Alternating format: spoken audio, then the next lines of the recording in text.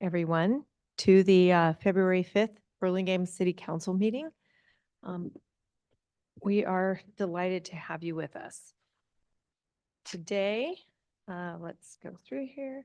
We're going to go ahead and call our meeting to order. Madam City Clerk, do you want to talk about any public comment or anything in particular? Or are we all wound up? Okay, good. All that's in the agenda in case anyone wants to look at that. I'm going to go ahead and we're going to lead the Pledge of Allegiance to the flag. And I have our two interns who are going to help us today, Lila and Cheney. Welcome.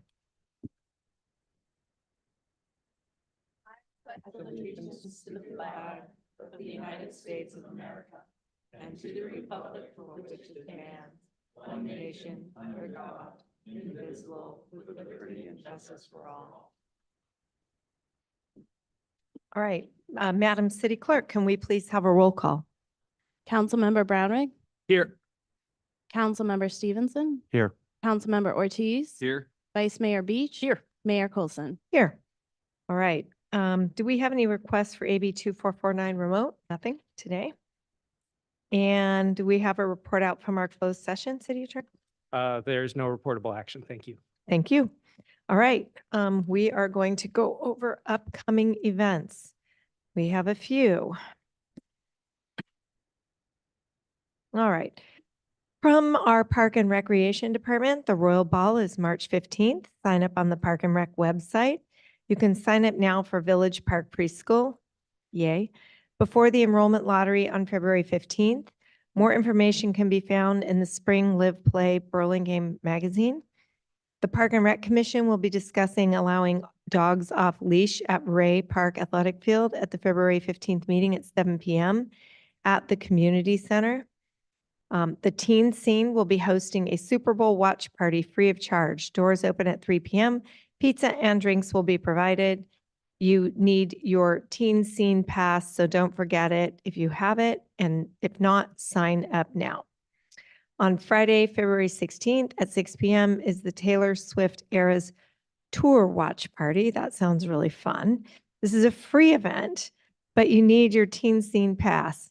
When are you going to do a city council watch party? I wonder if that would be popular. Contact the recreation staff to learn how to sign up. And then from our library, Unlocking the Magic of California Native Plants in the Garden will be featured on Saturday, February 10th at 11 a.m. in the Lane Room.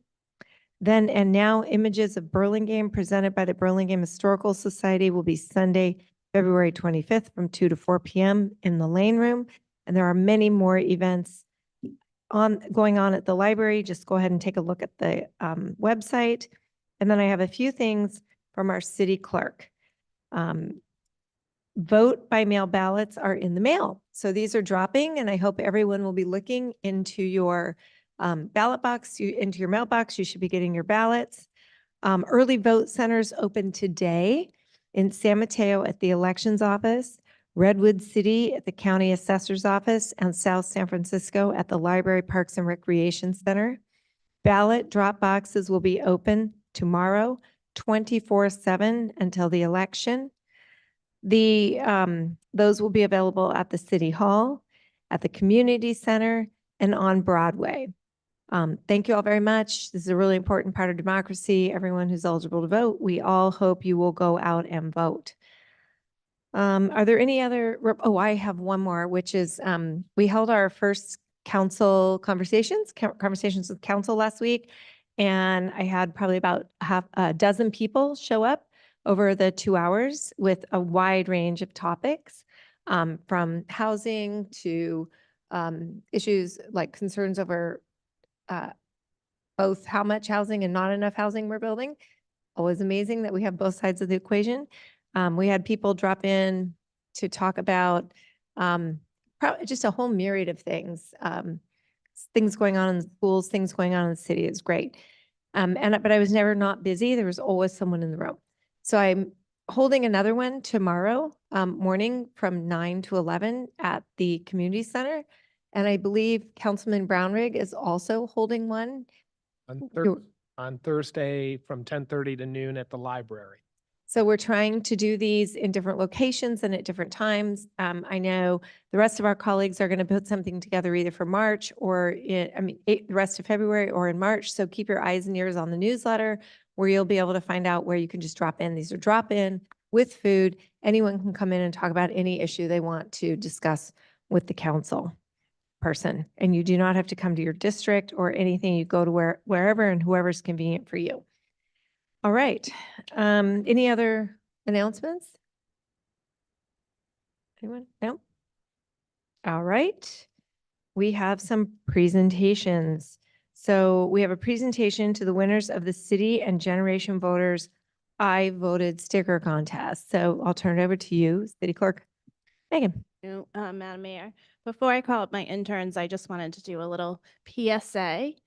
Since this I Voted sticker contest was geared towards students, I think it's always an important reminder that you should take your kids with you to vote. It's a great practice to start with. They see you vote, then they'll vote themselves.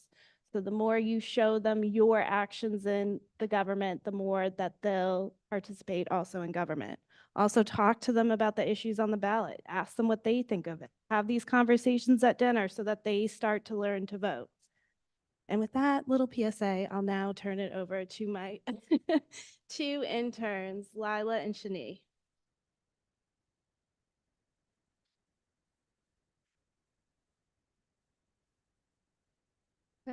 Hi, everyone. I'm Shani. And I'm Lila.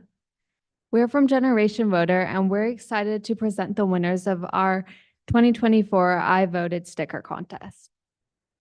This is Generation Voters' second annual sticker contest that aims to generate youth engagement in local politics, and we're very excited to announce the winners today. From elementary schools to high schools, this creative opportunity is designed to give Burlingame youth the introduction to local politics and add some colors to the I Voted stickers given out at election polls. We'll be calling out your names when we announce the winners, so please feel free to come up to receive your certificate as well as get ready for a picture. Our first winner is Hannah, age 7.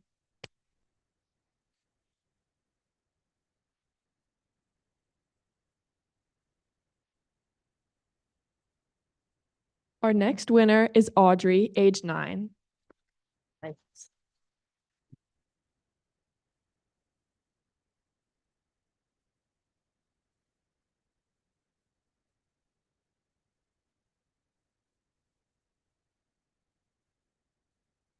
We love that you included City Hall on.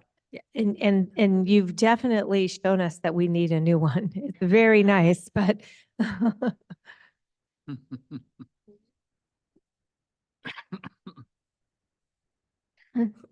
Our next winner is Liesel, age 14.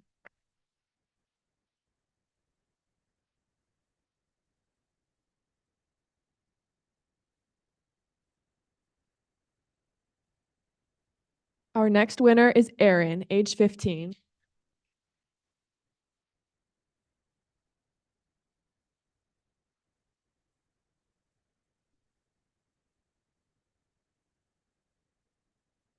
And our last winner is Samantha, age 15.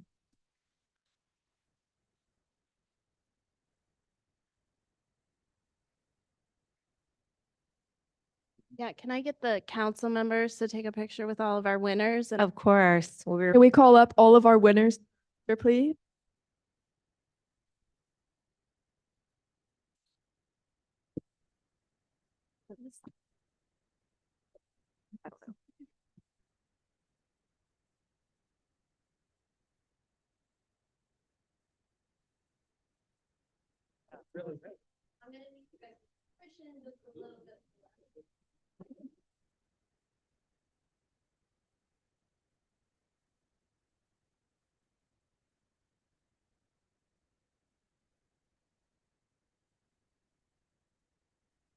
Thank you, everyone.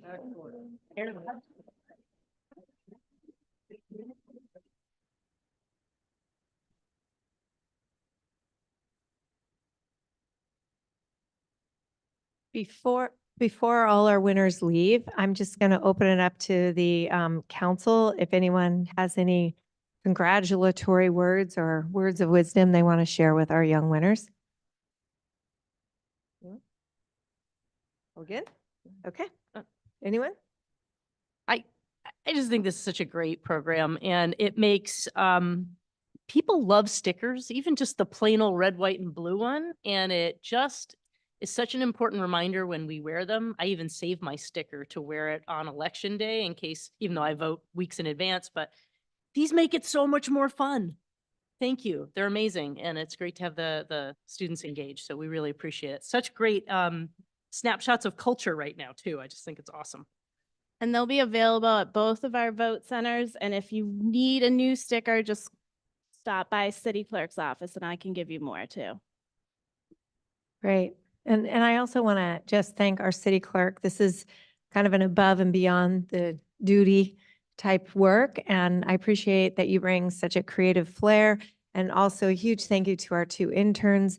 Again, both of you showcasing the importance of engagement in the democratic process at a very young age. And I think all these young people who participate in this will remember forever and ever, and you'll really set the standard. So thank you. Thank you. All right.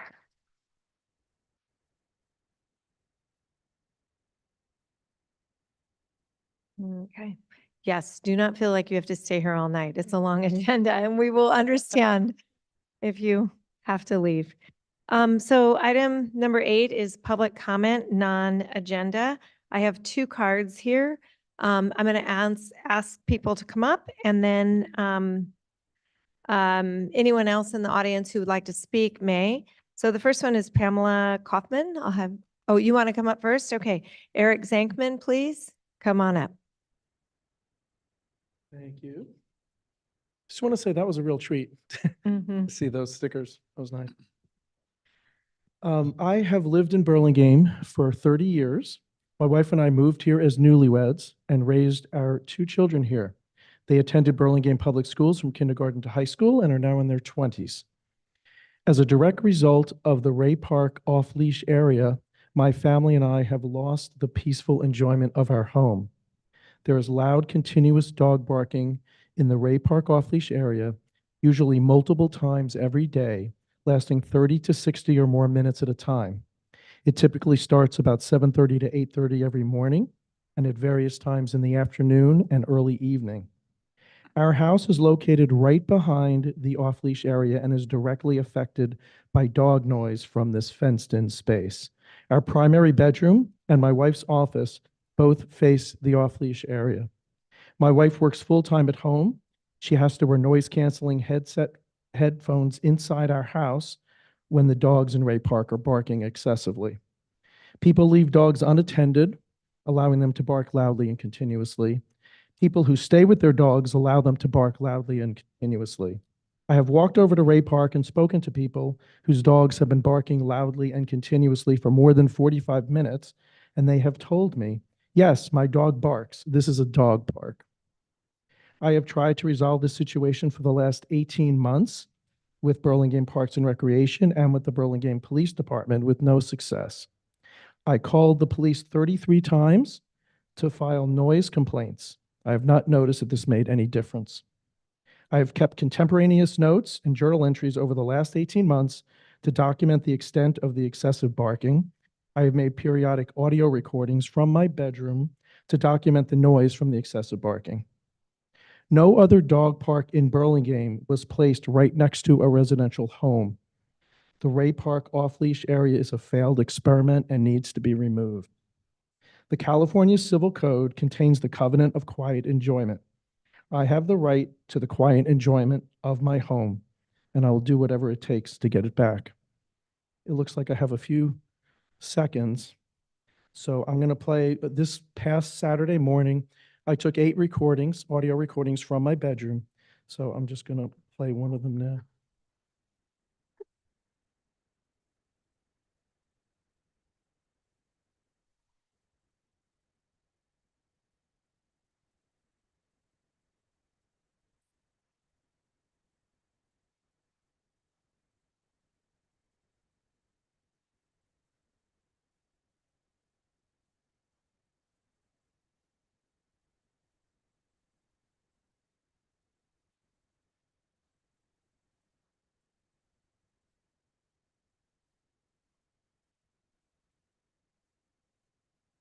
Yeah, thank you.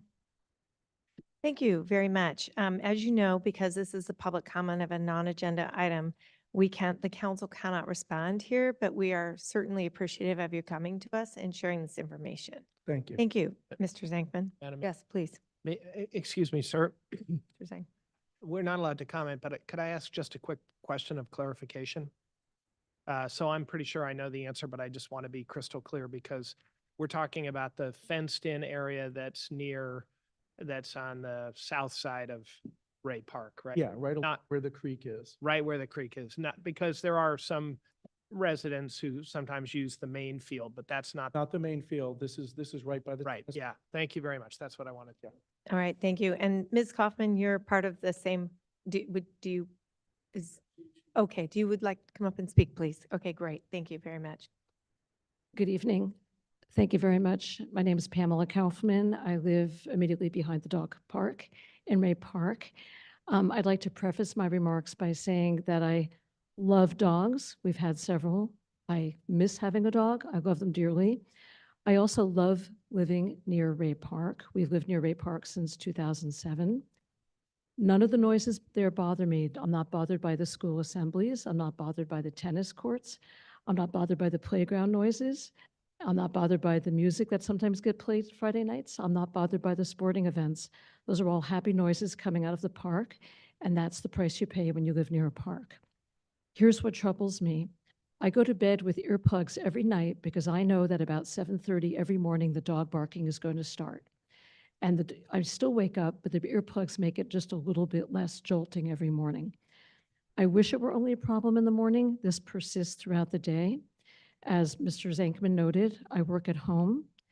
I have noise canceling headsets that I have to put on several times throughout the day in order to be able to do work as the dogs are barking incessantly. In addition, I cannot hear my clients talk to me on the phone when the dogs are barking. I often have to move to the front of the house to even have a conversation with a client because the entire back of the house is rattled by the noises of these dog barks. In addition to not being able to hear calls, I have reached the point where I look forward to business trips so that I can get a good night's sleep and so that I can work without all of this incessant noise. I even talked to my husband about moving out of the house that we love and that we've lived in since 2007 and leaving the town that we love and that we've lived in since 1994. Thank you very much. Thank you. Thank you, Ms. Kaufman. All right. Okay, an email, please.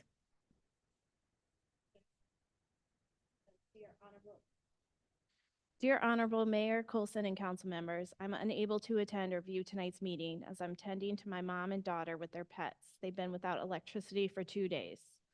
A long ago Burlingame pioneer recounted how in typical winter storms that occurred here almost annually a century ago, the citizenry would dry itself off and then gravitate to the train station to survey the wreckage.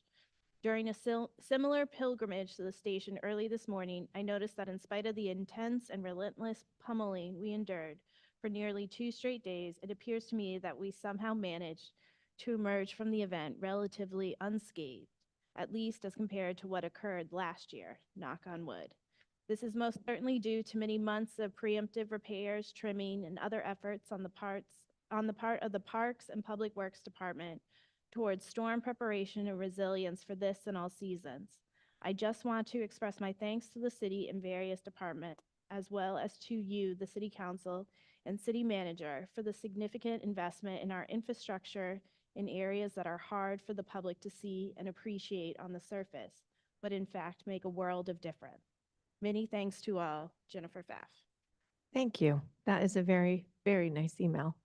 And I do think on behalf of the whole council, we want to extend to Margaret, your team, Syed, your team. Congratulations and thank you for the hard work you did over the last 2 days. I know there was flooding. I know a tree came down. I know we've had a few little things, not nearly what we had last year under Mayor Brownrigg. Olson administration, much more. We got it nailed. So it was really tough last year, and I'm really happy that we were so able to preemptively work on so many things and really just, I think Jennifer said it really well. Thank you. Anyone? Okay. With that, are there any other items, members of the public who would like to speak? Okay. If not, we will move on to our consent calendar, please. Does anyone want to pull anything, remove any items from the consent calendar? No? Okay. Any members of the public interested? All right. May I have a motion, please?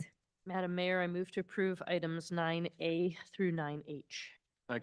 Great. We have a motion by Vice Mayor Beach and a second by Councilman Ortiz.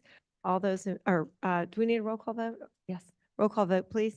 Councilmember Brownrigg, Aye. Councilmember Stevenson, Aye. Councilmember Ortiz, Yes. Vice Mayor Beach. Yes. Mayor Coulson. Yes. All right, motion carries unanimously. All right, we will move on to our public hearings. The first of which is item 10A, an ordinance amending and restating Chapter 6.55 of Title 6 of the Burlingame Municipal Code to modify the San Francisco Peninsula Tourism Marketing District.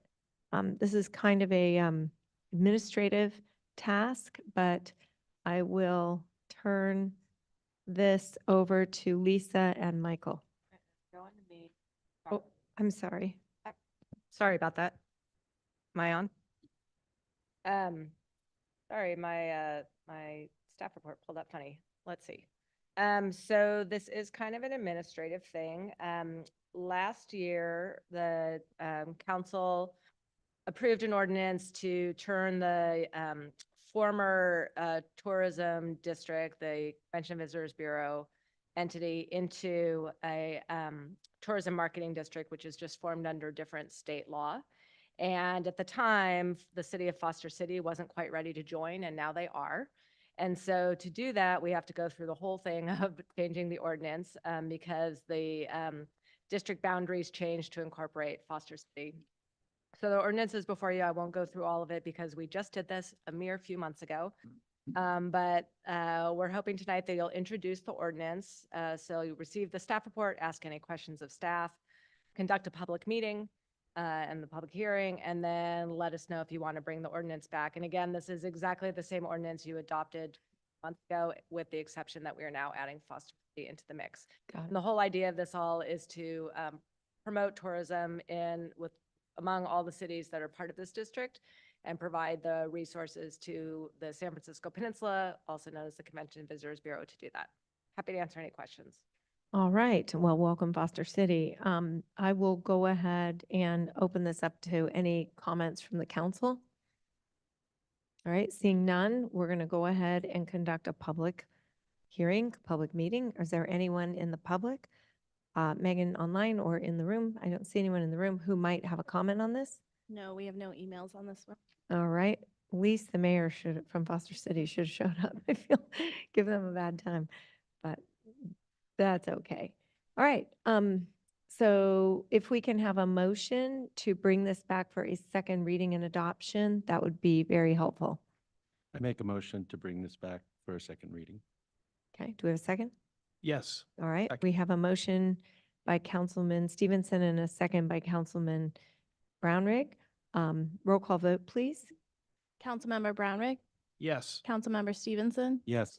Councilmember Ortiz. Yes. Vice Mayor Beach. Yes. Mayor Coulson. Yes, motion carries unanimously. Thank you very much to our city staff for all the hard work they do to get these things and keep them in order. Really appreciate it. Moving on to item 10B, a public hearing and introduction of an ordinance of the City of Burlingame amending 10.40.038 of the Title 10 of the Burlingame Municipal Code regarding leaf blowers. We will go ahead and turn that over to, let me see who's doing, okay. Yeah, thank Good you. evening. Thank you. Good evening, Mayor and council members. We'll see if we can do this one just as swiftly. I've also been up here before to present about leaf blowers. My staff report was pretty brief. We've discussed this about making a change to ban gas leaf blowers and just allow electric leaf blowers. And this has come before you already as an ordinance, and it was requested by council to make a minor edits to it. So the ordinance that you see today has two edits to it. One is that we increase the hours that leaf blowers can run from until 6 p.m. rather than 5 p.m., assuming that electric leaf blowers may take a bit more time to apply than gas leaf blowers. And then the other change we made was there was about violations. The language used called for violators to be punished, and we thought that was maybe a little too harsh of wording. So we changed that to as subject to a penalty. So those are the only two edits in the ordinance. And if you have any questions, please go ahead. All right. Does any member of the council have a question for Ms. Segal? Michaels? All right. And this is one of those things that we have had, I think, we had a study session, we've had another session, direction. So this has come before us on numerous occasions. Definitely. So I think we've hashed it out pretty well, or we've debated this. So at this point, I would like to go ahead and open it up for any members of the public who have any comments. We have no emails on this item. All right, we have no emails. All right, does anyone have any kind of concluding marks or changes or anything, or? No, Madam Mayor, I'm happy to make a motion to bring the ordinance back for adoption at a future council meeting unless there's further debate. Second. All right, we have a motion by the vice mayor. Yes, If I could just, Council- if I could just make a quick comment on the motion, which I agree with. I just want to, I know we all feel this way, but thank staff for jumping on this. This is an issue that bothers a lot of people, and we know we had to balance between different considerations, but I think when we look back on this, it was handled with alacrity, with efficiency, held hearings, and I think it's a good outcome. And I'm proud of our city being not ahead of everybody. There are other cities that did this in some cases years ago, but one of the earlier ones in San Mateo County to say enough is enough with gas-powered leaf blowers. So thank you for your work. Thank you, Madam. all right, no problem. Let's see, I have everything in front of me. Okay, Me to take a roll call? we need a roll call vote. Thank you. Councilmember Brownrigg, Yes. Councilmember Stevenson, Yes. Councilmember Ortiz. Yes. Vice Mayor Beach. Yes. Mayor Coulson. Yes. All right, the motion carries unanimously. We'll look forward to that coming back on consent. Thank you very much, Segal, for all the hard work on that. We really appreciate it. And to the city attorney and his staff, because I know you worked on that as well. All right, we're moving to item 10C, introduction of an ordinance of the city of Burlingame, amending chapter 818 of the Burlingame Municipal Code to allow on-site consumption of hookah, shisha, tobacco, and adding a new chapter 18.19 to Title 8 of the Burlingame Municipal Code, establishing a tobacco retailer permit program.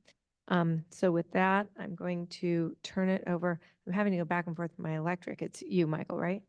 Yes. And Scott. Assistant City Attorney Scott Spansel will do the staff presentation. Okay, fantastic. All right. Assistant City Attorney Spansale, we'll look forward to it right now. Thank you, Madam Mayor. And we have a really quick slide deck as well. As we've talked about and similar to our last one, we have hashed over this many times. So we'll be going pretty quickly.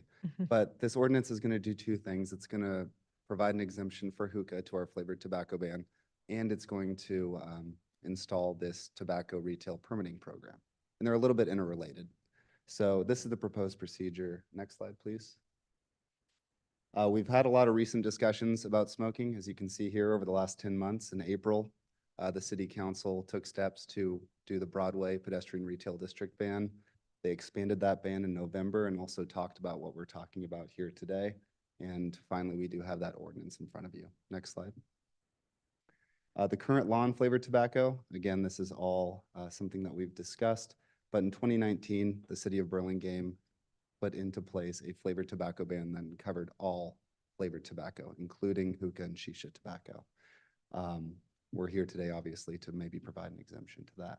The state, in effective December 21, 2022, passed Senate Bill 793, which did a similar ban across the state of California, but in that ban, there was an exemption for hookah if the local jurisdictions allowed it. Next slide, please.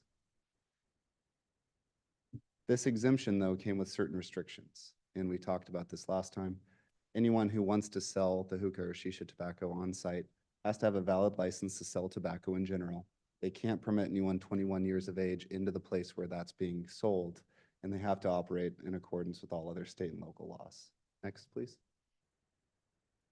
So how does the state law interact with this proposed ordinance? Well, if approved, this ordinance would essentially exempt on-site hookah sales for consumption at approved hookah tobacco retailers. And we're going to talk about that really quickly when we get to the tobacco retail license permit. Next slide, please. So what would a hookah retailer be required to do? They would have to get a tobacco retailer permit. They would have to obtain a tobacco retailer designation, and only 2 of those would be allowed in the city. So only 2 hookah tobacco retailers would be allowed. And then they could only permit the immediate on-site consumption of hookah tobacco, and they have to follow all those rules that the state of California put in that we talked about in the last slide. And as was directed by the city council, they have to provide at least 1 non-tobacco, non-nicotine hookah alternative option on site as well for any customer who would like it. Next slide, please. That brings us to the actual retailer permit program. Next slide. This permit program, as council directed, is going to be really consistent with what the County of San Mateo put into place just a few months ago. And the city has been talking to the county council about that program, and they did encourage, and they said, we understand that there's going to be that hookah exemption, but please try to keep everything else as consistent with ours as you can. Some of the main things that this will do and that we've incorporated is that there's going to be a requirement that all tobacco retailers are going to have to sign up for this permitting program. They're going to have to pay the $672 a year permitting fee, and that's going to fund administration of the program, and it's going to have 2 enforcement checks per year with that. It's going to place distance-based requirements on new retailers, and we'll talk about what a new retailer is in a second, ensuring that they're not close to youth populated areas like schools, playgrounds, things like that, and also not right next to each other. There's also going to be a prohibition against any pharmacy selling tobacco within city limits. I put a star next to this because it is something new. It is in the county's ordinance, but we do currently have pharmacies in the city of Burlingame that sell tobacco. If we approve this, they would no longer be allowed to sell tobacco. And it also strengthens penalties for those who violate the permit. Usually, this is going to be targeted to those who are selling tobacco to minors. There's going to be $500 fines for the first offense, $1,000 for any subsequent violations within a 5-year period, and then also a suspension or revocation process for retailers who violate the permit. Next slide, please. The differences that we're adding, the director of our program is not going to be related to health. It's going to be the chief of police. The city would also permit up to 2 hookah tobacco retailers who have to follow all the other rules of the tobacco permitting program. And then since no program exists at the moment, we're not going to put those distance-based requirements to any proposed retailer that has a current and valid state permit to sell tobacco right now. So if they're able to sell tobacco legally in the city of Burlingame right now, and the chief of police says within the next 6 months, everyone needs to apply to this program, as long as they are applying consistent with that state permit, they would be allowed to be considered an existing retailer in our permitting program. So those distance-based requirements, they would be able to continue operating in the same location. Next, please. And that's it. We've talked about this. I am happy to answer any questions. Thank you. All right. I'm going to go ahead and open it up to questions from the council right now. Yes, Councilman Brownrick. Thank you, Madam Mayor. So thank you for flagging the pharmacy, no smoking products in pharmacies. I think probably we've all seen the advertisements on buses urging this policy development, but I don't think we talked about it. And so I'm curious, have we notified the Walgreens and CVS of Burlingame that we're considering this tonight? We have not done direct outreach to the pharmacies now. So I feel I am pretty certain I'd come down on the side of saying no, but it does strike me as a fairly significant economic action against a retailer that we otherwise appreciate. I don't know if colleagues have any reservations about that. I probably can get comfortable with it, but it feels to me like a significant issue that we never talked about. I recall CVS doesn't sell any tobacco. Is that right? Yeah, Now, CVS made a policy back in 2014 that they would no longer do it. Walgreens does still go product. And Okay. Safeway, do they sell tobacco? They wouldn't be considered a pharmacy, I don't believe. They have a pharmacy embedded in store? Safeway has a pharmacy embedded in their store? I think so. Yeah, you can go in and get your prescriptions and get shots and everything else. Yes. So I guess that would be a question. Yep, let me pull up the definition of pharmacy right now. The other, while he's doing that, the other thing that our proposed ordinance does is that it allows the city manager to create regulations that would allow us to interpret and implement the ordinance. So when you have something like a Safeway that has sort of a mixed-use grocery and pharmacy component, those regulations would speak to, how we would consider that particular kind of business, for example. And based off the definition here, I do believe that a pharmacy, it says any retail establishment which is in the profession of pharmacy, regardless of whether the retail establishment sells other retail goods in addition to that, I believe that would qualify as a grocery store with a pharmacy embedded. So they would So have to, they would be prohibited from selling tobacco? they would. Okay. And I was just trying to think if there were any others, but Safeway came up.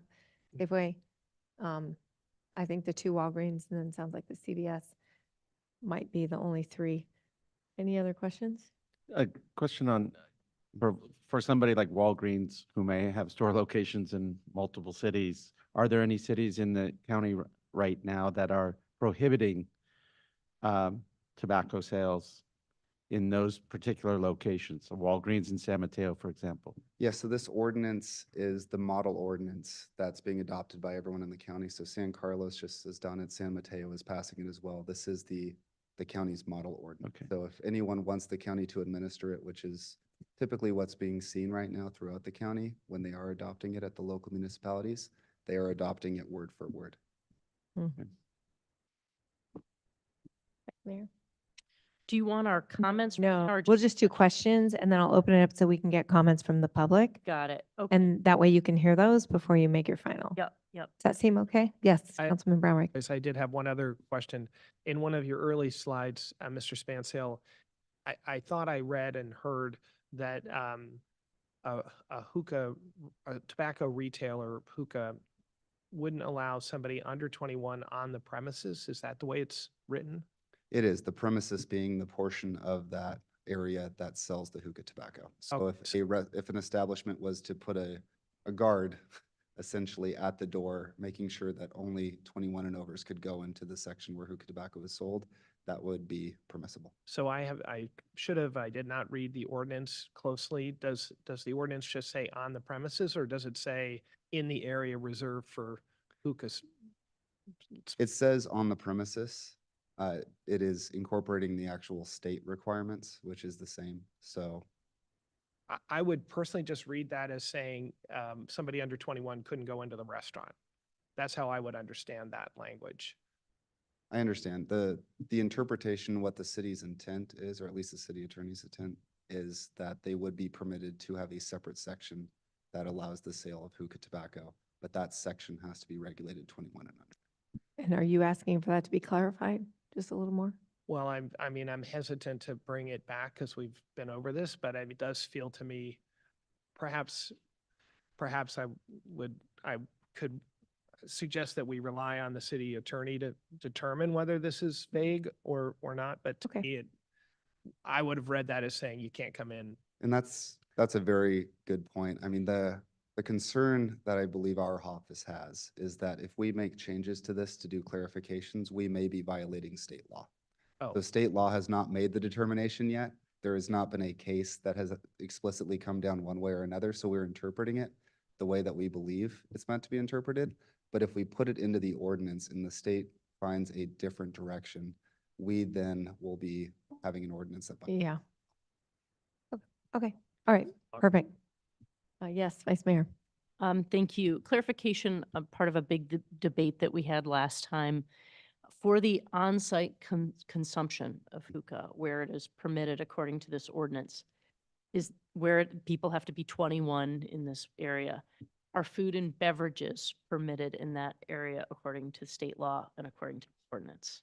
If it is outdoors, food and beverage would be permitted. If it was indoors, they would have to meet the requirements of the state as being a tobacco wholesale retail store, and therefore they could not serve both the hookah tobacco Right. and food and drink. So if it's outdoors, yes. If it's indoors, no. Okay. And that applies for regular tobacco as well? Yes, it does. Yeah, okay. All right.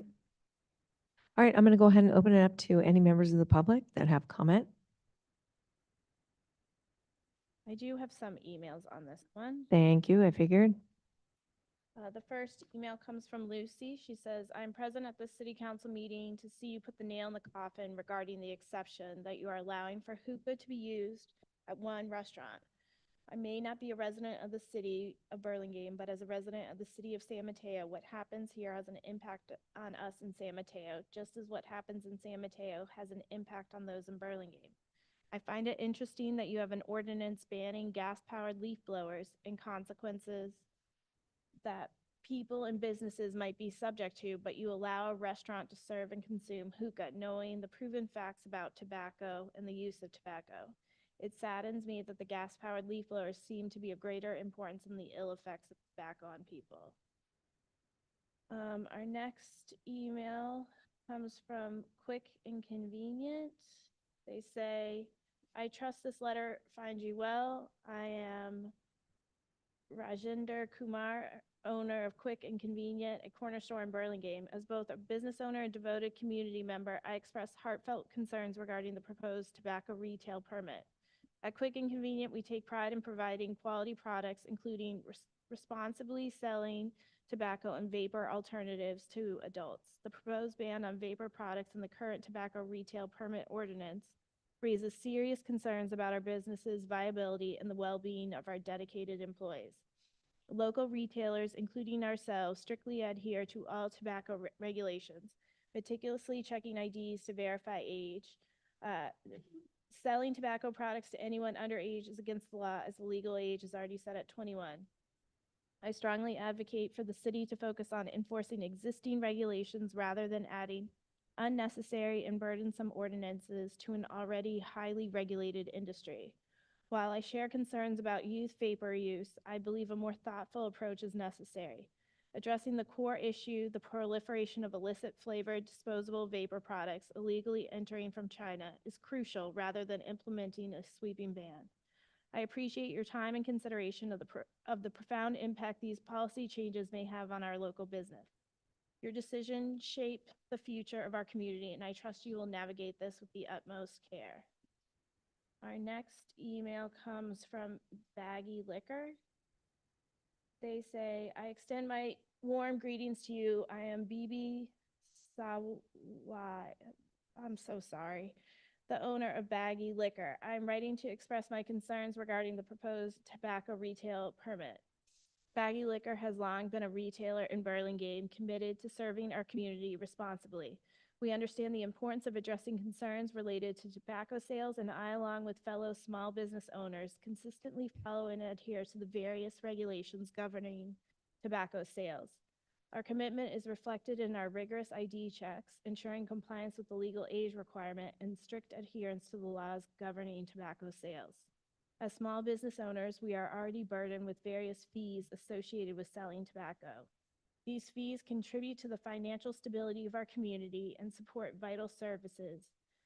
Adding more financial strain through additional permits could prove detrimental, especially in these challenging times. Moreover, our constant vigilance in checking IDs and adhering to the intricate laws surrounding tobacco sales demonstrates our commitment to maintaining a safe and responsible business environment.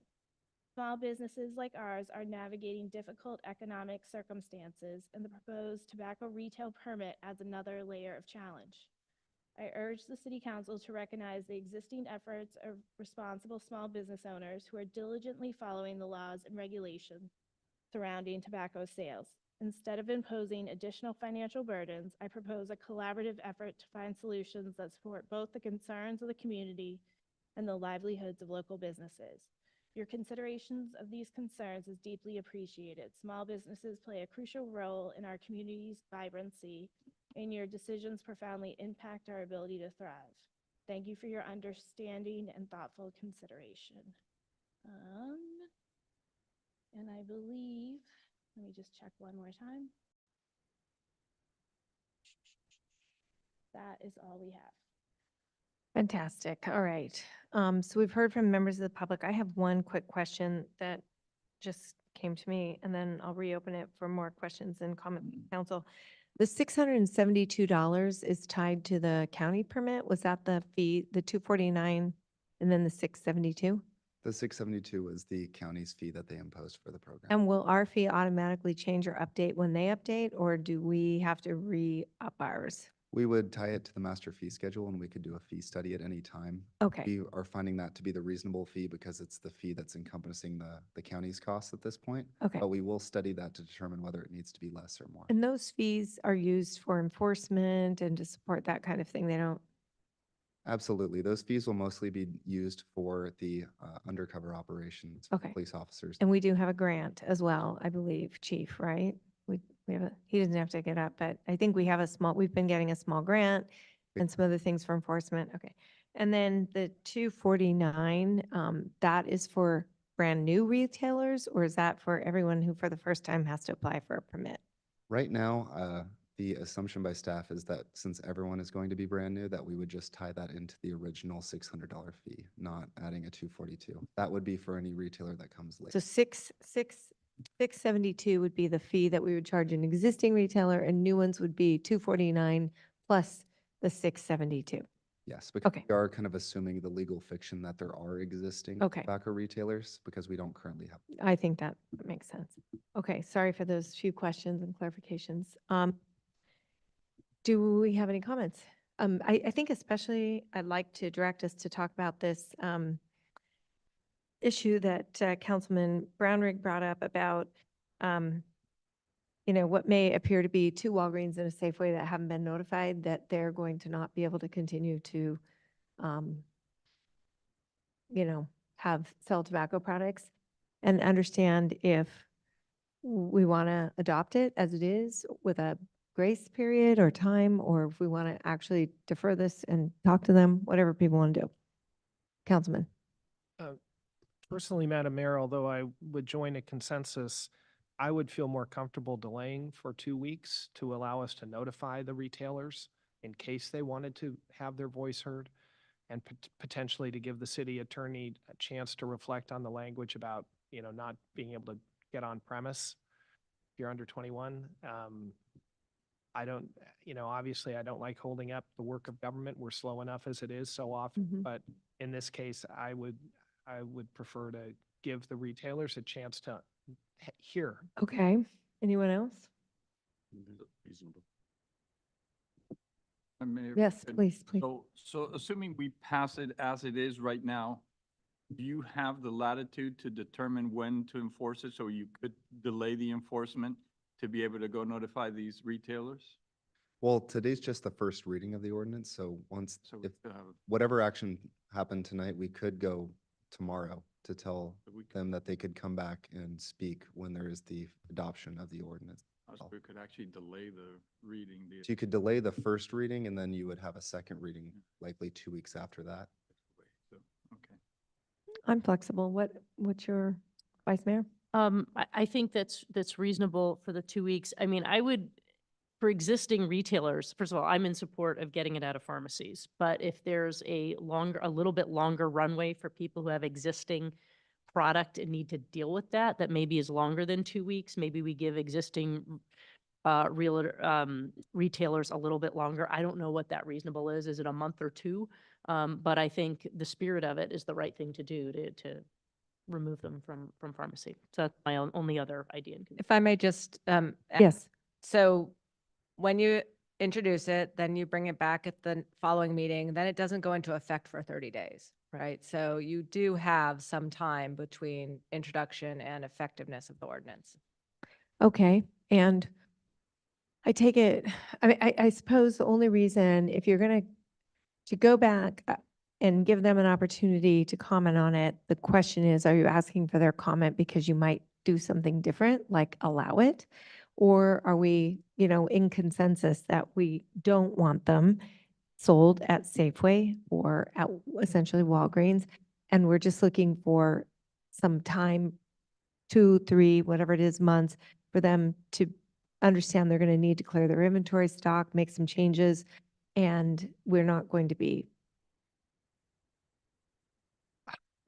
Well, so for me, I think if you are going to materially change somebody's economics, you ought to give them a chance to speak while there's still a chance for the decision to be changed. okay. Now, I do appreciate that we could pass it this evening and then there's going to be another reading and they could come in before the next reading.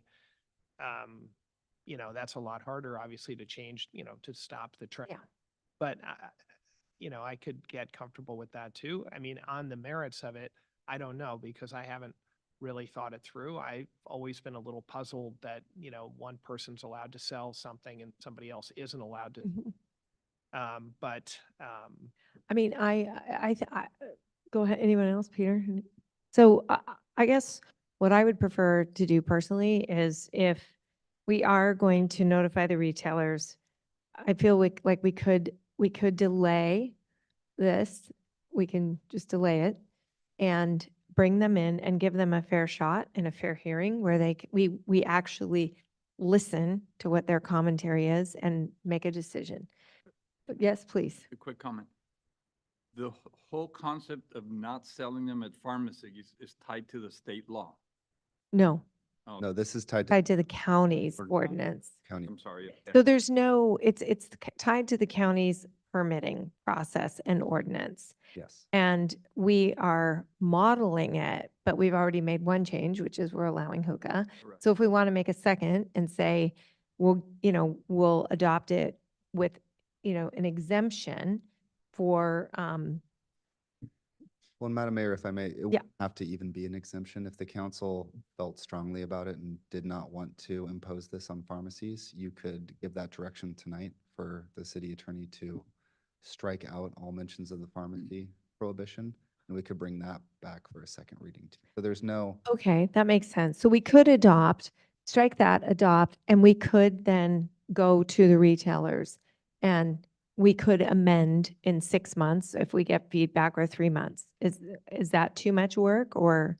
no, you could certainly do that. It's completely up to you. The intent of the drafting was to keep it as close to the county's Yeah. order. We understand that this wasn't something that was contemplated as much, so that's why we wanted to make sure we brought it to the council's attention. But I'm sorry, so the whole idea of keeping it close to the county's ordinance, what's the purpose of that? just, that was based off of my understanding of the council's So direction. just not reinventing the wheel, basically. Well, there was a lot of discussion about whether or not to even add the hookah exemption, because otherwise we could simply have the county administer.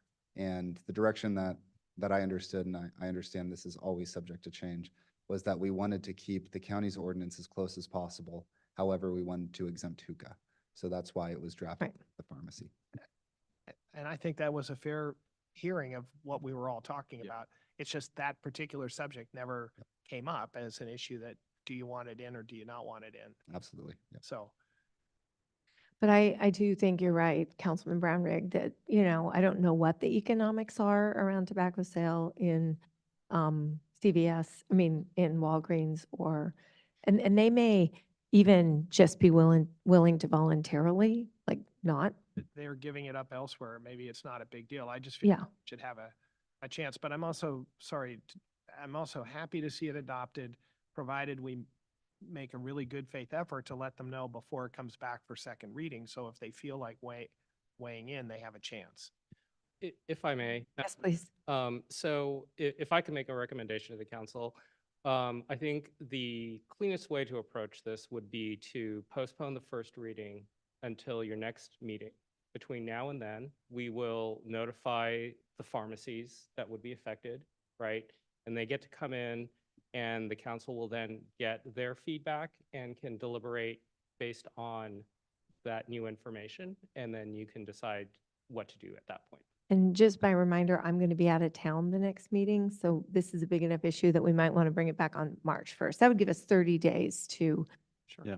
meet with people, get in touch with the right folks, and then bring it back in March.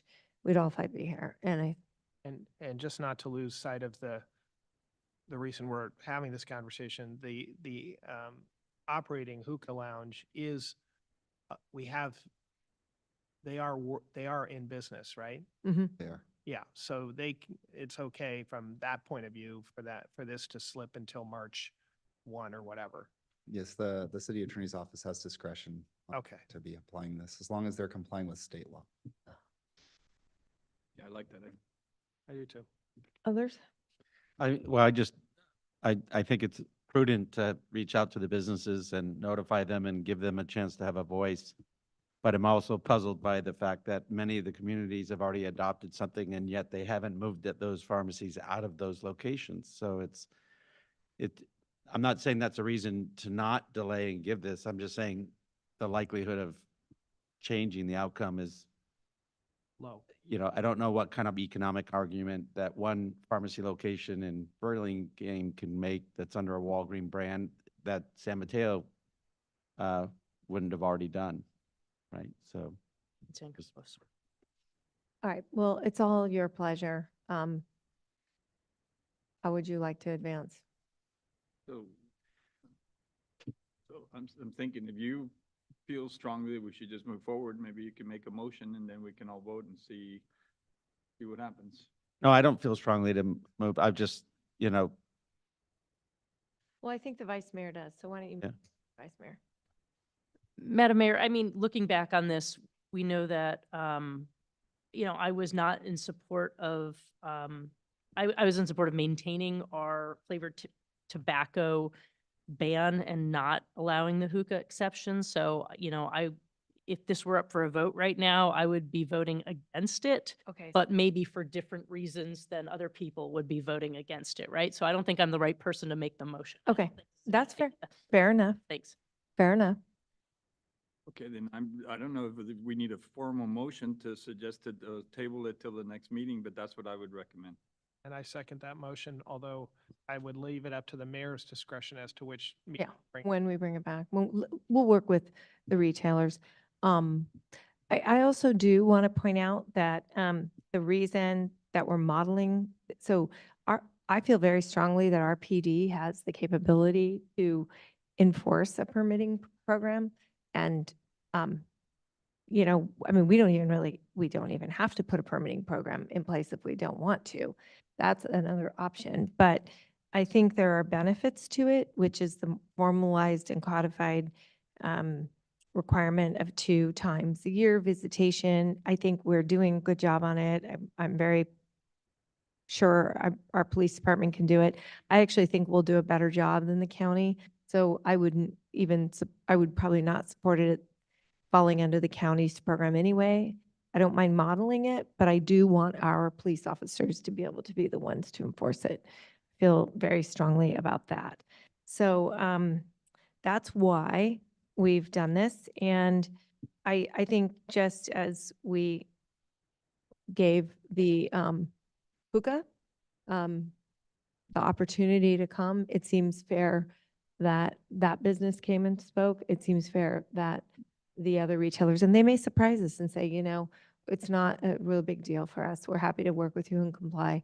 In which case, I feel like that's the most transparent form of government that we can offer, which is to not say, for example, we're going to ban meat on menus. It's bad for you. We all know meat's bad, whatever, or wine or alcohol. Like we're just, you wouldn't do something like that without notifying your businesses. So if it's the pleasure of the council, I'm okay to move this back and ask the city attorney's office to reach out to those 2 businesses. Certainly will. I think those are the only 2. Pharmacies with pharmacies. And then we'll just bring it back at maybe the beginning of May. I mean, not May, March. All right? Madam Mayor? Yep, please. Just one more. I just want to thank members of the public who wrote in for the civility with which they wrote the Oh. public comments. And, they asked us for really thoughtful consideration of this. And even though maybe we all take different perspectives on it, this has been really thoughtfully considered and really thoughtfully deliberated. And anybody wants to go back and kind of look at everybody's thoughtful reasoning and appreciate that was the spirit of the public comment. So thank you. I would agree. And I also really appreciate that the staff wrote this in such a way that we're not being we're being as minimally financially punitive to the existing businesses and not putting the $249 fee also on them. because these are really, they're good businesses. They've been good.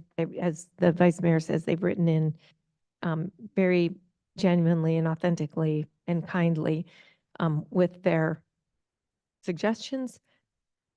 I think we've weighed them all, but I think overall, this balances the need for enforcement with the need for business entrepreneurship and acknowledging that there are different customs and traditions and cultural norms that we want to include in this city. So if that's everyone's pleasure, then we'll just do that. Wow, I thought we were going to get 3 bills in 45 minutes. I was going to set a record and be all proud, but I'll take it. We'll move it along. Thank you, Mr. Mayor. And Scott, I want to thank you for your Assistant City Attorney and City Attorney Spansale. Not a reflection on you. It's just thank you for highlighting that and making sure we all knew about it. Okay, thank you. All right, the last is we move on to item 11A, which is a staff report on, and once again, we have our favorite sustainability coordinator, Sigal Michaels up. Discussion of Tesla proposal for new electric vehicle charging stations. Thank you. I'll wait a second for Megan to pull up the presentation. Thank you. So Tesla approached the city of Burlingame with a proposal to install a supercharging EV station in our city using one of our public lots. So tonight we're here to present where that proposal sits and to get your feedback on whether you think Tesla can move forward on this and if you agree with the site location. So next slide.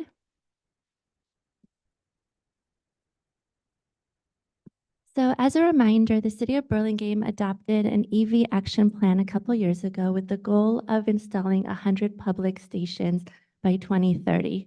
To date, we have 42 EV stations, which I think we should be really proud of. And in past EV presentations, I've always presented on the charging use at all these stations. So I thought it'd be helpful for you to see how those numbers have grown over the last year. City Hall has stayed pretty constant, but City Hall and Burlingame Caltrain have stayed pretty constant.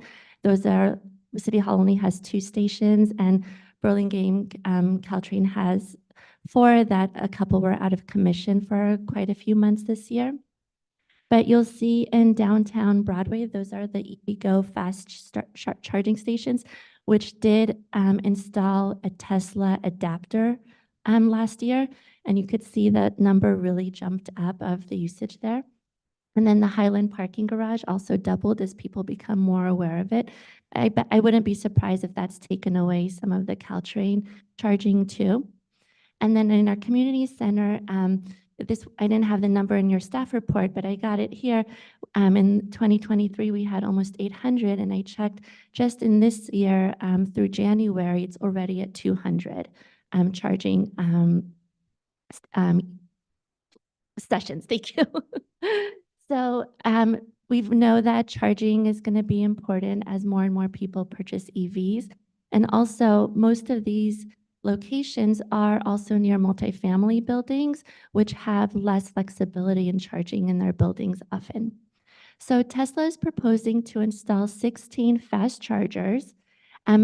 The unique thing about it, and the reason we're considering it now, is that it's going to be a universal plug, which means it's not just for Teslas. It's for the majority of EVs to be able to plug into. And that's Tesla is moving onto that model for future stations, and that's why we're considering it here tonight.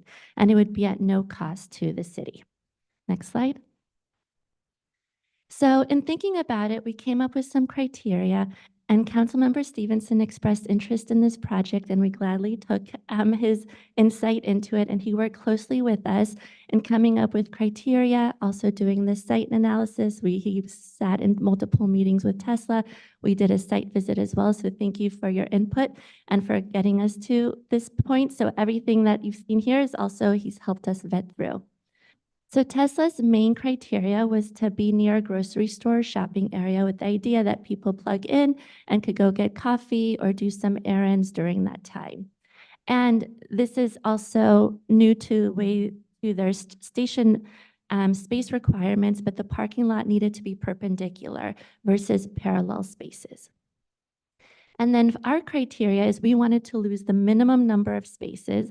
We also wanted to avoid using long-term parking because a couple of our parking lots are for long-term, which support employees in the downtown areas. We wanted to avoid busy lots with a lot of turnover. And as an added plus, it would be nice to be located near multifamily. We also focused on downtown Burlingame because Broadway does have those fast EVgo chargers, and Broadway does have less parking lots, and they're a little tighter than the ones in Burlingame. Next slide.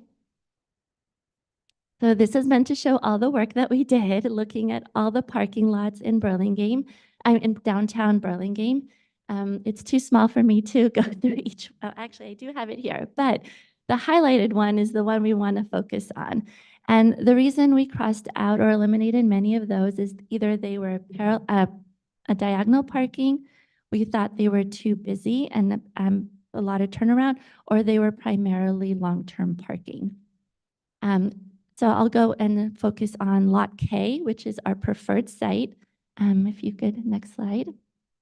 So just to orient you, that's Lot K sandwiched between Walgreens and Safeway. Part of that is long-term, it's a mix of long-term parking and 2-hour parking. We liked it because the yellow highlight is where the stations would be.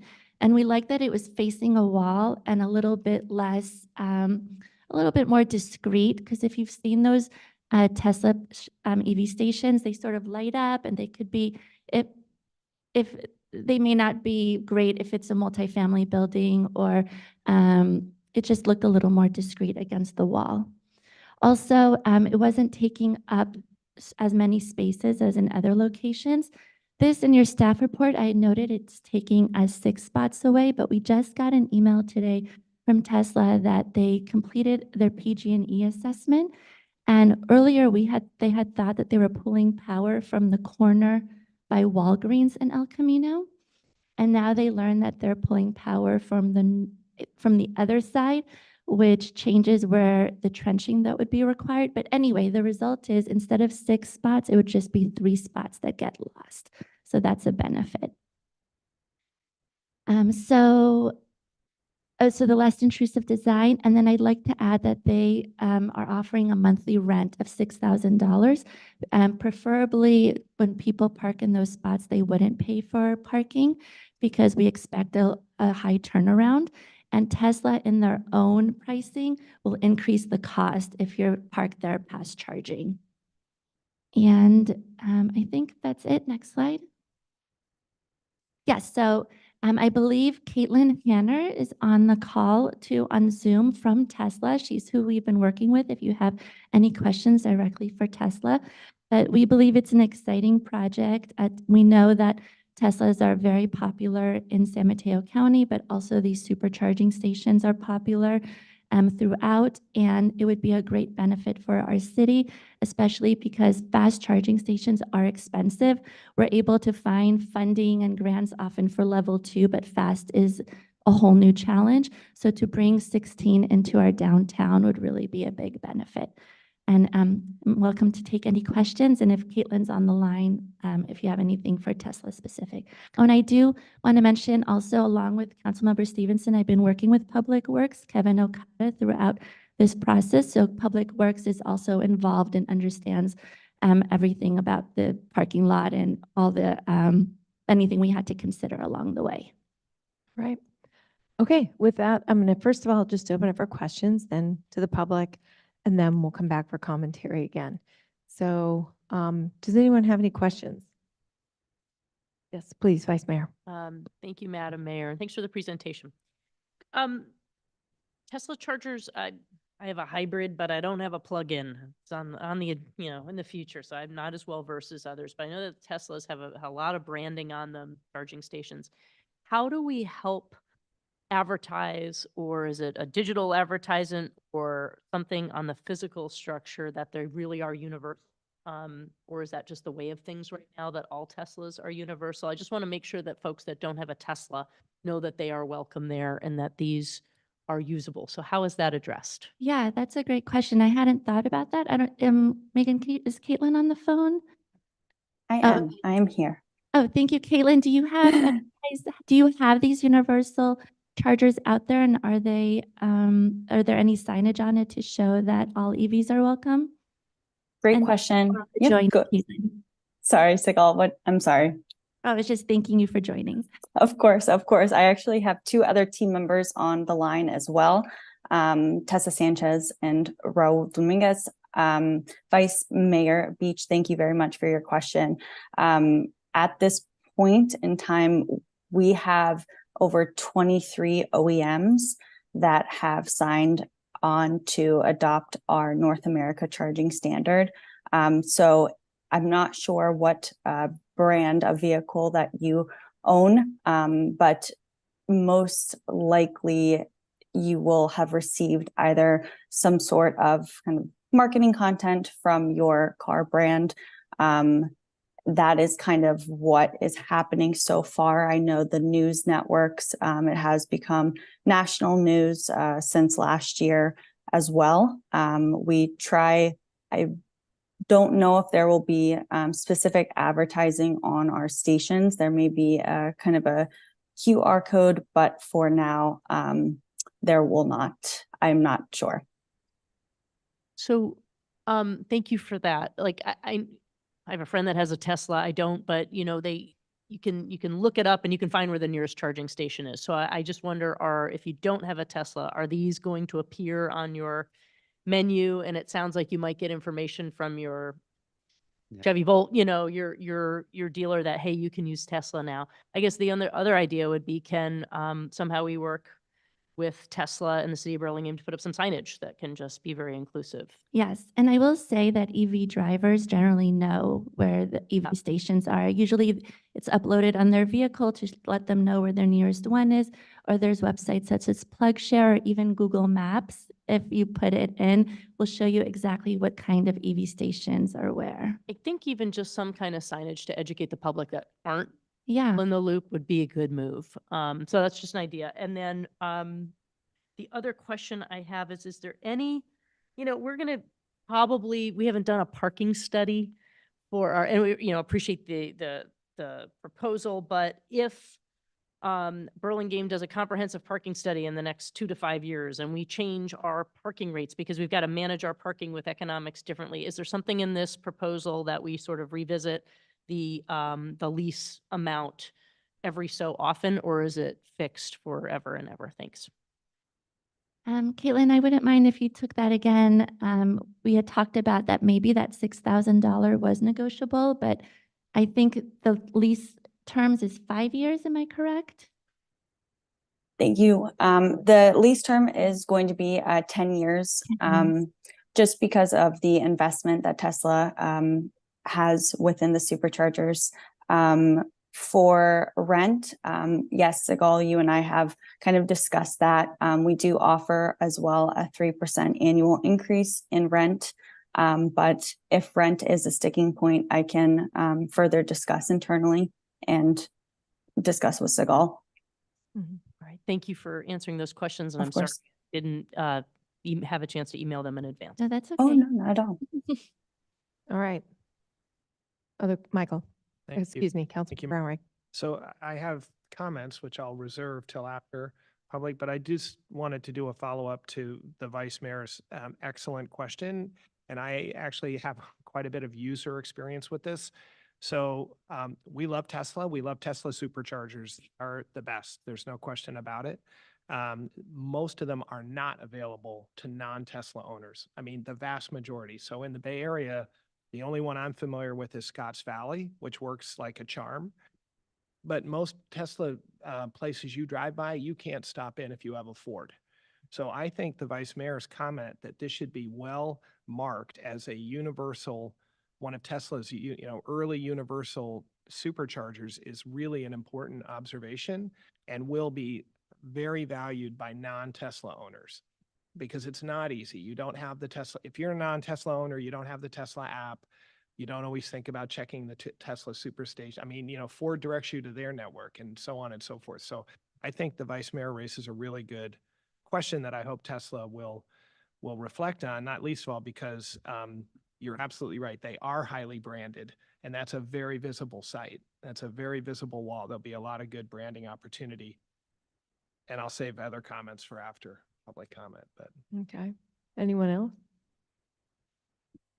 All right, I have one question, which is the county of San Mateo recently joined 7 or 8 other counties in the Bay Area to sue Tesla for illegal dumping and improper disposal of paint, materials, all kinds of contaminants throughout the Bay Area. I'm concerned about that and that reputation, and I'm concerned about our county suing Tesla. And I'm concerned about in the middle of, when this all percolates up. We know Tesla, has been removed from the ESG index because of mainly governance issues around the board governance, et cetera, et cetera. And again, they're great. They're wonderful. I don't drive a Tesla. I drive a different electric car. I look forward to having it. But I just wonder if that puts us in any strange sideways situation where the county is, suing Tesla and now I guess I feel like I just need to understand and make sure people are aware and we're thoughtful about that. I don't have an answer now, but it's something I could discuss with our city attorney. Yeah, it's just an odd situation. Sure, and I'm not familiar with the litigation, the specific litigation we're talking about, so I would chat a little bit more and You can, educate myself. yeah, maybe check with county council. I don't know what the sort of, is it clean it up? Is it this? Is it that? Is it whatever? But I guess my sort of question and then comment to Tesla is, are you listening? Don't do this stuff. It doesn't help a city like ours to be able to put your chargers in when the front page of the paper is, really talking about the bad behavior of you as a corporation. So take that right on up to the higher ups, please. Caitlin has a response, I think. I saw your hand up, Caitlin. Yes, thank you. I actually just wanted to nominate Tessa Sanchez. She has her hand raised, I believe, who's a member of Tesla's policy team on the line. Thank you.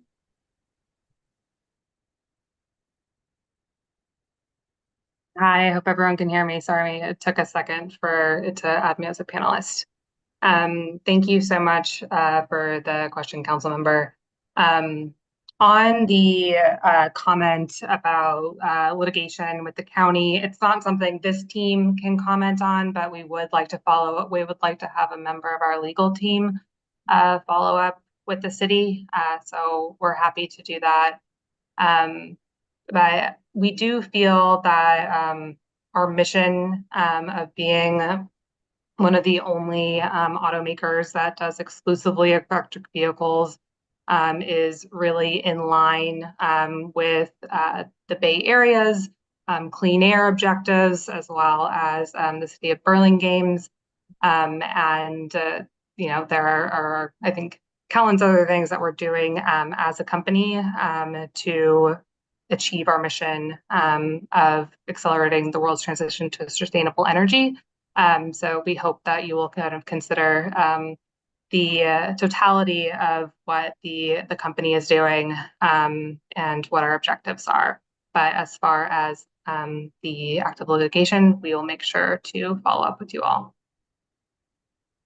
I think that's, I think this is additionally a really important reason why the signage needs to be,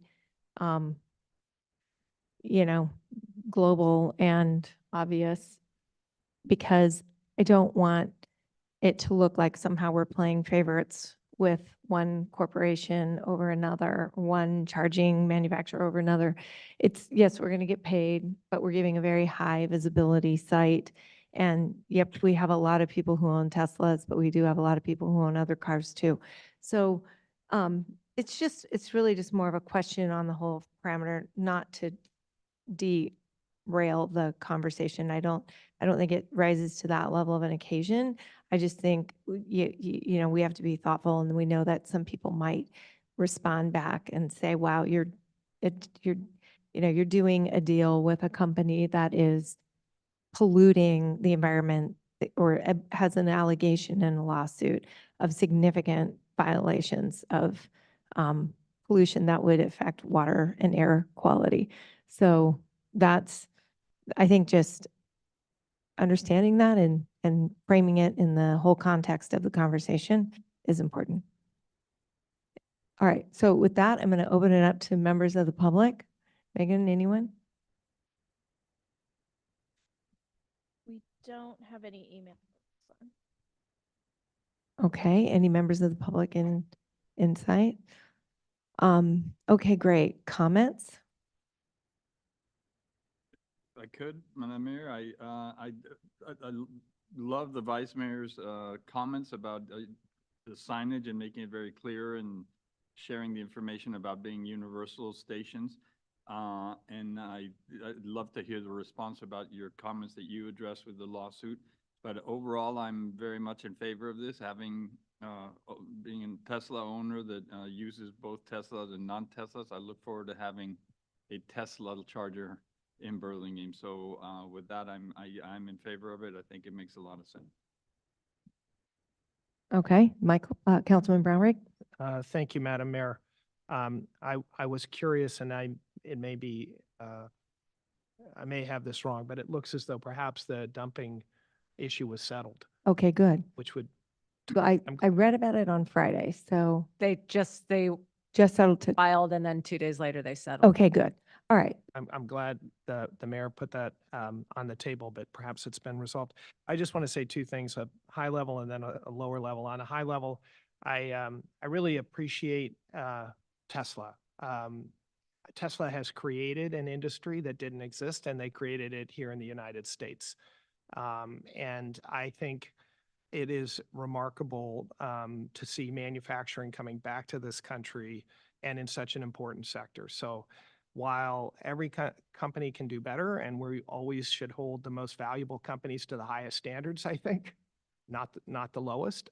Nevertheless, I very much appreciate what Tesla has done for this country and for the environment. On a much more minor level, and I'm delighted to see high-speed chargers coming to Burlingame. I think they're going to be enormously popular right there. I think it's going to have huge visibility. I think it's going to have huge use. So Tesla wants to make sure people don't squat on spaces, and none of us want people to squat. So the idle fee when you're at 100% use is $1 a minute. So I would ask you guys to make sure that's posted, because at most of your charging stations, the idle fees are not posted. And I think you can get some real sticker shock when you come back to your car if you've been enjoying, Burlingame shopping and lost track of time.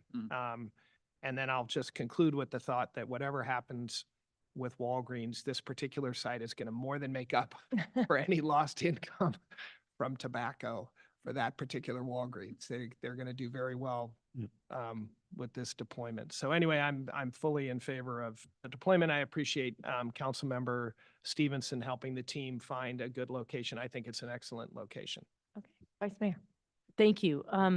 Yeah, I think, so what I wonder is if it makes sense to just bring back with a little bit more clarity, because I didn't see the actual agreement with some of those minor details about specifications on signage, specifications on how often we'll be revisiting the lease amount, get questions that the mayor put forth so staff can have that conversation, because maybe there's additional information we want, and maybe we bring it back with those details, and then we can vote on it then after we have all that full information. But very much appreciate Councilmember Stevenson's engagement too, and the proposal. Well, Councilman Stevenson? I should, a little bit biased because I am a Tesla owner. But I think the team with Segal and Kevin were very thoughtful about a lot of the concerns that we have. One is the awareness of the fact that this is a universal charging. I'm mindful of the fact that in 2023, over 200 models of vehicles were issued that are EV vehicles, not even hybrid, from different manufacturers. And so I think the demand is going to be tremendous. I think it's going to be very popular. We were very concerned about signage in the sense that the negative side of signage, which is it's branded, it's very visible. And we actually ended up changing the lot because of that, because we felt like this would be less conspicuous. So I think the questions about the contract and what kind of rate over time is very legitimate, and we need to consider that. I think the ethical aspect of Tesla as a company needs to be always guarded. But I'm pretty confident myself that if I have another EV vehicle and it's not a Tesla, I'll find out about that location as a resident of Burlingame. So I think signage is important to make sure, but that's kind of my posture and position. Okay, great. So just to wrap up, what I might suggest then, if we're going to kind of bring it back with a few more of these details, is that another element of this contract would be a one-year review, so we can take a look at the efficacy of the installation, just like we did tonight in our regular review. And in that review, I would really appreciate it if Tesla would also discuss things like the work they're doing to mitigate, the pollution and the issues that have come up like that, as well as the issues around ESG that have, even though they make a environmentally product, they're not in the index anymore. That has to do with governance issues. I think we're all well aware of those. And just maybe a progress report, Tesla, if you'd be willing to do it on like the changes that are happening at the organization to make it we're going to be a partner, and as a partner, what that does is it allows us the opportunity to comment on the business. And I want to use our opportunity of providing all these spots and bringing people in to help push to make Tesla a better company and a company that aligns with our values as a council. I think they have a lot of them, as you mentioned, Councilman Brownrigg, but I think they can do better. And I would love to hear, on an annual basis as your partner, what you are doing to make the company more, whatever it may be, women friendly at the board level, blah, blah, blah. Those kinds of things, I think, to me, are very important. Just sort of thumbing your nose at, we're not going to, who's going to be on our board and whatever and whatever. I personally take those things really seriously. So governance and compliance and overall environmental sustainability, not just producing electric cars. If you're producing them and then polluting, it doesn't make a lot of sense. So if that were amenable to the colleagues to get an update on that progress every year, I'd like to include that in. Okay. But just to be clear, that yearly report would not, it wouldn't change the lease amount. The lease, it will still be a 10-year lease with the 3% escalators. Yeah. Right, okay. It would really just be how many times were they used? Are we seeing how many Teslas were used? How many non-Teslas? What, the efficacy of the installation and how they're being used. Yes. And then in that report as well, just allowing Tesla the opportunity to talk about progress they're making around important environmental, social, and governance And do we standards. get a similar report from the EVgo or any of the other ChargePoint or any of the other installations? We don't. What we have with them is a dashboard that I can log on anytime and see the usage. So in that way, I could pull up a report at any moment on the usage and the sessions at each of these. But I'm glad to be hearing that we agree that there's agreement about Lot K. So the next step would be to pull together some contract or authorization for the city manager to negotiate, and we'll include all these details. Do you want a motion for an authorization for city manager, city attorney? So this item isn't agendized for motion, but if we are getting the consensus and the general direction from the council to proceed with negotiations, then we can take that direction. Okay. That is the general consensus, I believe. Yes. All right. Thank you very much. And Tesla, thank you very much for picking Burlingame. We appreciate it, and we look forward to partnering with you. And I think together we can provide an excellent product for the city and our visitors. Great. Thank you. Okay. Thank you. All right, that is our last action item. Our next item is council committee and activities reports and announcements. I believe there's a number of items in your packet, but is there anything else anyone wants to bring up here?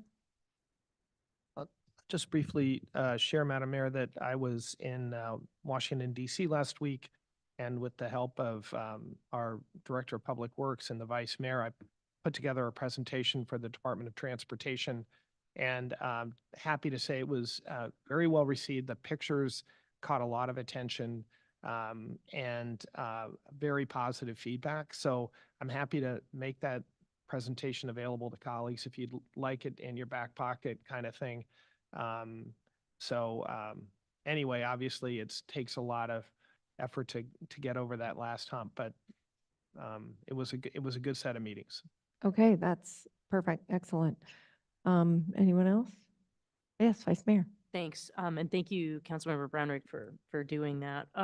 Just one good news update from the Transportation Authority last Thursday. I guess that was February 1st. We approved our legislative priorities for the year, which is a big document and such, but staff also made a recommendation that the two top projects for advocacy priorities for the San Mateo County Transportation Authority, that will be the focus of their legislative lobbyists, right? Their advocacy organizations will be Highway 84 Woodside Road interchange and Broadway grade separation. Oh, So, great. because both of them are so close to being shovel ready that they just want to focus those advocacy efforts on their two most, let's get them over the finish line. So that's good news. Thank you. All right, perfect. All right. If there are no other items, any future agenda items? I think we had a very robust goal setting session, which came out with a whole bunch of different amazing things. So seems to me the agenda is pretty full. All right, number 14, acknowledgements. Anyone? Nope. All right. Okay, then that's actually good news too. And then 15, just adjournment, and we will see you all Tuesday, February 20th, where Vice Mayor Beach will be running our meeting. Thank you. Okay. Will you be? No, will you be? No, I'm going to be on an airplane. Yeah.